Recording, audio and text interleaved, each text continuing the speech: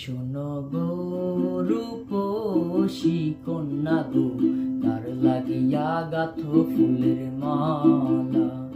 শোনো গো রূপসী কন্যা গো, কার লাগিয়া গাথো ফুলের মালা।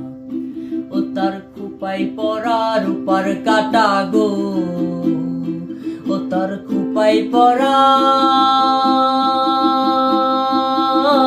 রূপার কাটা গো, হাতে কাকন বালা, কার লাগিয়া গাথো ফুলের মালা। শোনো গো রূপসী কন্যা গো, কার লাগিয়া গাথো ফুলের মালা।